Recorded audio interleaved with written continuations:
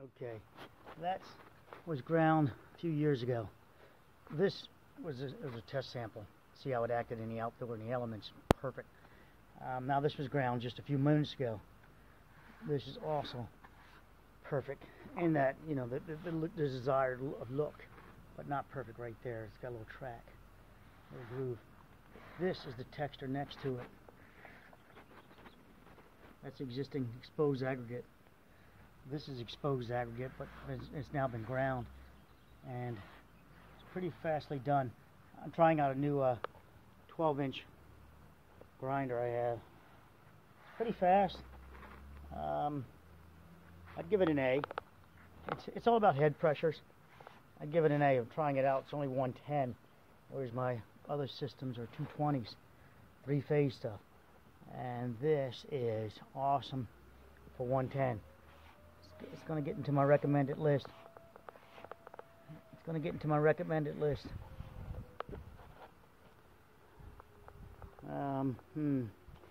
It's Edco.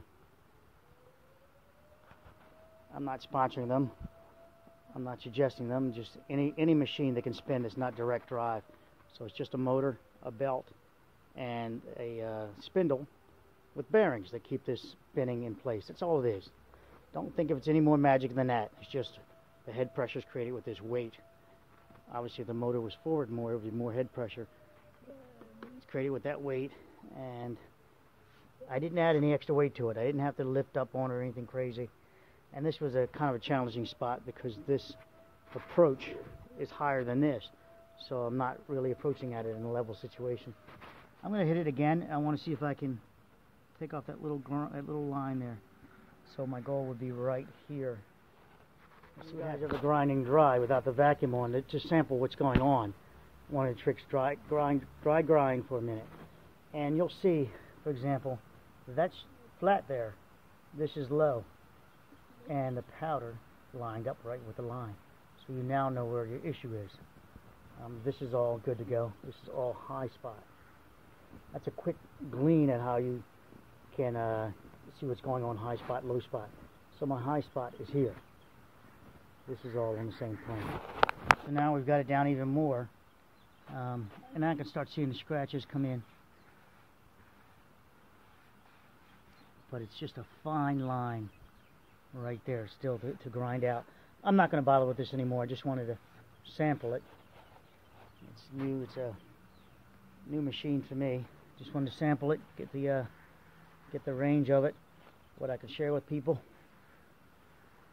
and I'm happy with that. Exposed aggregate. This stuff really looks nice when you put a sealer on it, but you wouldn't want to do that outside. I played with that once just to see what would how slick it would be. It was probably slicker than any ice skating ring I've ever been on, so you wouldn't want to do that. But for me, it's my sample places and experiments to see if water will get down here, if these will start popping out. And the answer is 100% no. I've watched it for 3 seasons now. Obviously not this section, but another section that I worked on that I made strictly like glass, and up to 3,000 grind. And it was dangerous for 2 winters, and not really on rain, but not a single pop out.